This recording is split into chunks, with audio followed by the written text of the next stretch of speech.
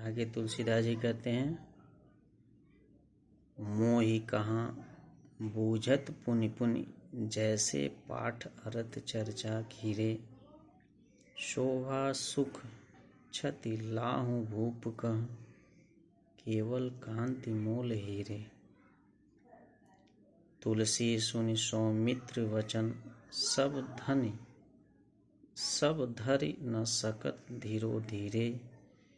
उपमा राम लखन की प्रीति की, क्यों दीजे खीरे नीरे। तुलसीदास जी कहते हैं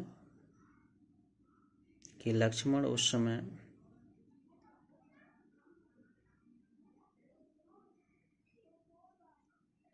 स्वयं को अहंकार शून्य दिखाते हुए कहते हैं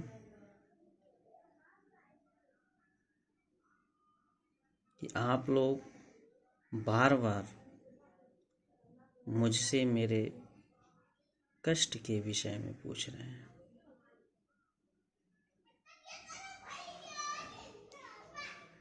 यह तो ठीक उसी प्रकार से होगा जैसे किसी तोते को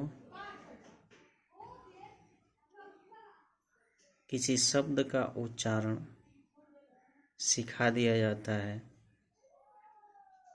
और उस शब्द का वह उच्चारण करता रहता है, लेकिन क्या उस तोते से उस शब्द का अर्थ पूछा जाए तो वो बता सकता है?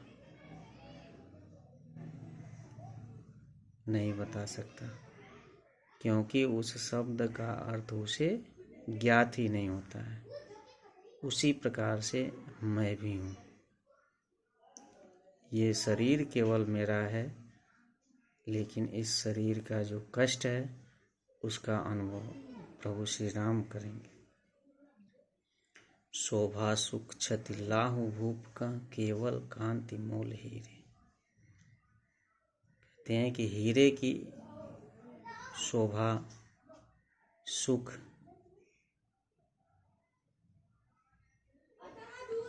हानि, लाभ,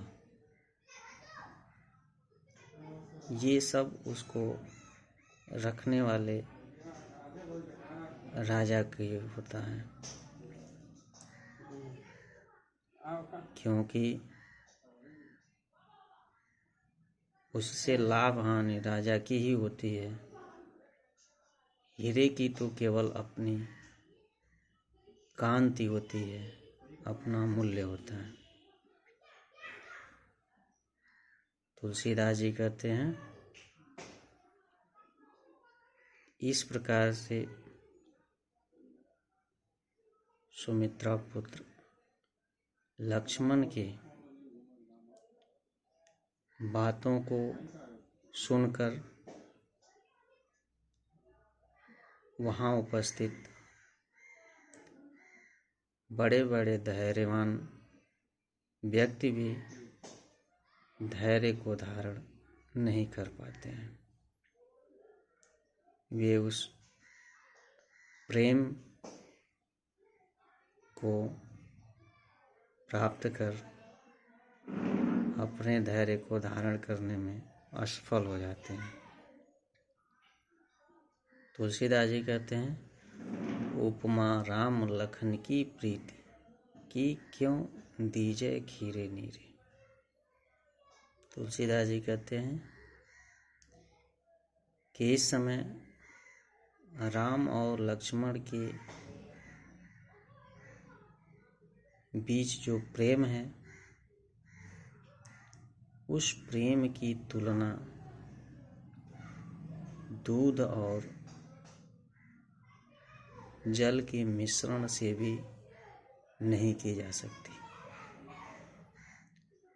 क्योंकि यदि ये देखें, दूध और जल के मिश्रण को भी हंस के द्वारा अलग अलग किया जा सकता है, लेकिन राम और लक्ष्मण के बीच जो एक दूसरे के प्रति स्नेह है, प्रेम है, वह अखंड है, उसे खंडित नहीं किया जा सकता।